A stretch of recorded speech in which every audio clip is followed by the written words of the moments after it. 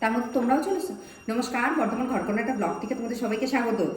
ডিম কাচ্ছি, বেশ অনেকগুলো সেদ্ধ করা ডিম।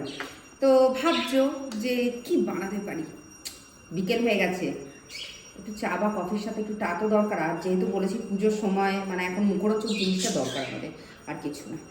তো ডিমগুলো কেটে নিই, তারপর দেখাচ্ছি আজকে সন্ধ্যেবেলা কি বানাচ্ছি। ডিমগুলো কাটা হয়ে গেছে, রান্নাঘরে চলেও এসেছি, দেখেই বুঝতে পারছো। তো আজকে বানাবো ডিমের চপ। ডিমের ডেভিল নয় কিন্তু। আর হ্যাঁ, আমরা ডিমের চপ আর ডিমের ডেভিল এটার মধ্যে কি পার্থক্য আছে আমি তোমাদের আজকে বুঝিয়ে বলছি। এটা আমার মত। এবার অনেকের অনেক রকমের ধারণা আছে, অনেকে অনেক রকমভাবে একটা রান্নাকে করে।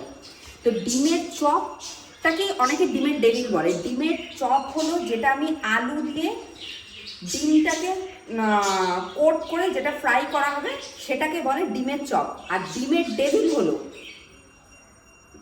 মাটন কিমা থাকবে, তার ভেতরে যে ডিমটা থাকবে সেটা হাঁসের ডিম হবে, কোট করা থাকবে ব্রেড ক্যাপে, সেটাকে বলে হলো ডিমের ডেভিল। ডিমের ডেভিল মানে হলো মাটন কিমা দিয়ে কোটিং থাকবে, সেটা ডিমের ডেভিল। আর ডিমের চপ মানে হলো আলু দিয়ে যেটা কোট করা থাকবে সেটা। আজকে কিন্তু আমি ডিমের চপ বানানো দেখাবো, ডিমের ডেভিল নয় কিন্তু। এটা আমার মতো বললাম, বারবার করে বলছি, অনেকে অনেক রকমভাবে রান্না দেখায়, আর একটা রান্না অনেক রকমভাবে কিন্তু করা যায়। তো আজকে আমি দেখাবো তোমাদের কাছে ডিমের চপ। তো চলো উপকরণের সাথে পরিচয় করিয়ে দিই।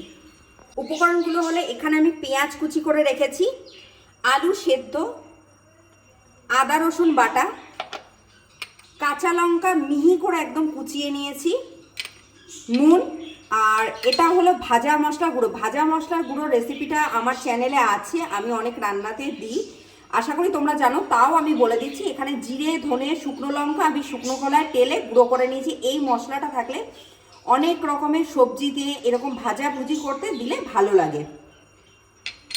এটা রয়েছে ময়দা, কর্নফ্লাওয়ার, ধনেপাতা কুচি, আর বিস্কুটের গুঁড়ো, আর অতি অবশ্যই ডিম। ডিম তো তোমরা কাটাটা দেখতেই পেলে। তো চলো রান্নাটা শুরু করা যায়।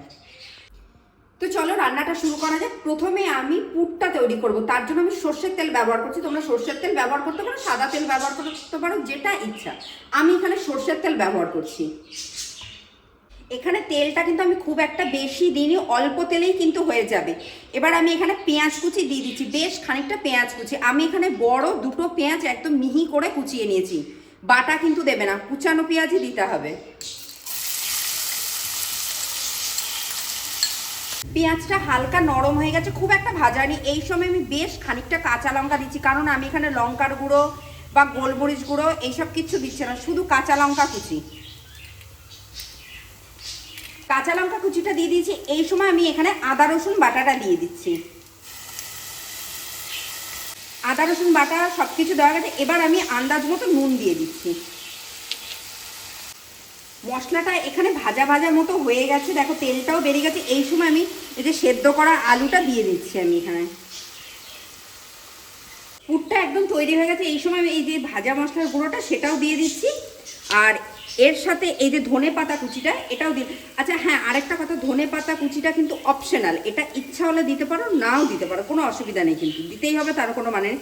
কিন্তু ভাজা মশলার গুঁড়োটা কিন্তু দিতে হবে।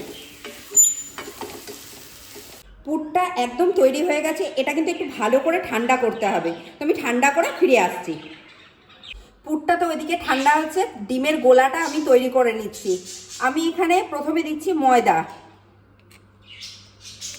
এরপর দিচ্ছি কর্নফ্লাওয়ার। আশা করি পরিমাণটা দেখে তোমরা বুঝতে পারছো, ময়দার পরিমাণ কম, কর্নফ্লাওয়ারের পরিমাণ কিন্তু একটু বেশি। স্বাদ অনুযায়ী কিন্তু নুন দেবো, কারণ মাথায় রাখবে পুরেও কিন্তু নুনটা আছে, সেই বুঝে ব্যাটারে নুনটা দেবে। এবার আমি এটা একটা পাতলা করে ব্যাটার তৈরি করে নেব। আর হ্যাঁ, জলটা বরফ ঠান্ডা জল বা উষ্ণ জল দেওয়ার দরকার, নর্মাল জল দিলেই চলবে।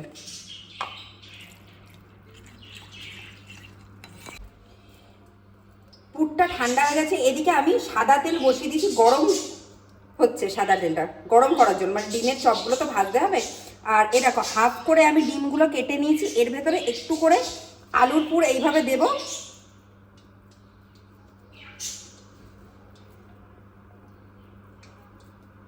যাই হোক, দুটো হাত ব্যবহার করছি, একদম কিন্তু পরিষ্কার, নোংরা নয় কিন্তু।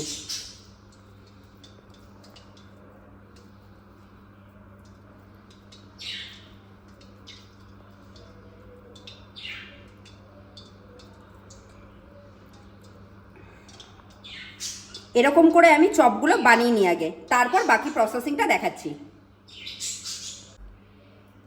মোটামুটি চপগুলো রেডি হয়ে গেছে। এবার দেখো কোটিংটা কি করছি। এখানে আমি যে এই যে ময়দা আর কর্নফ্লাওয়ার আর নুন দিয়ে যে কোটিংটা করে রেখেছিলাম একদম পাতলা, এটা আমি এরকমভাবে লাগিয়ে দেবো।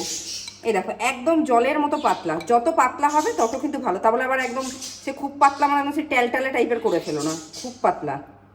এই দেখো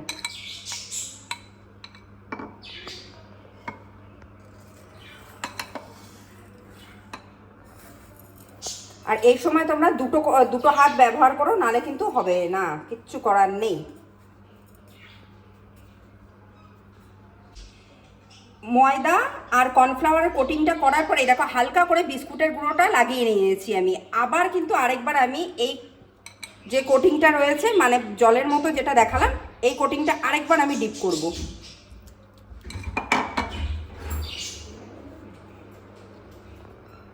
দেখো আরেকবার দিলে এটা কিন্তু ভালো হয়। এটা কেউ সিঙ্গেল লেয়ারও করতে পারে, এটা কেউ ডবল লেয়ারও করতে পারে, যেটা করে সুবিধা হয়। ডবল লেয়ার করলে কিন্তু জিনিসটা খুব ভালো হবে।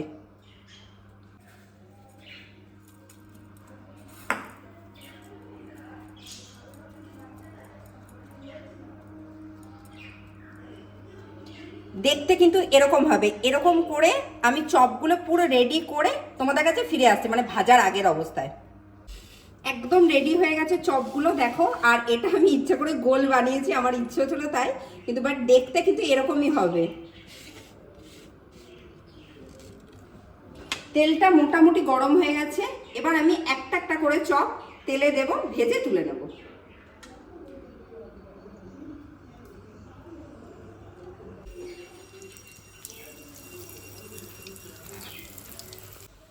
চপগুলো একদম ভাজা হয়ে গেছে, আমি পরিবেশন করে ফিরে আসছি। দেখো একদম লাল লাল করে ভেজে নিয়েছি।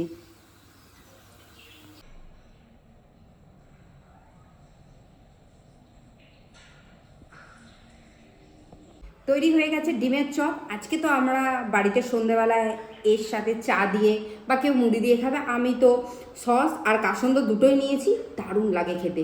তা আজকের রেসিপিটা, আজকের ভিডিওটা যদি ভালো লেগে থাকে তোমরা অতি অবশ্যই আমার চ্যানেলটা সাবস্ক্রাইব করো, শেয়ার করো, লাইক করো, প্রচুর প্রচুর কমেন্ট করো। আর যদি কিছু ভুলে থাকে নিজেভাবে ক্ষমা করো। চললাম, ঠান্ডা হয়ে যাচ্ছে এগুলো।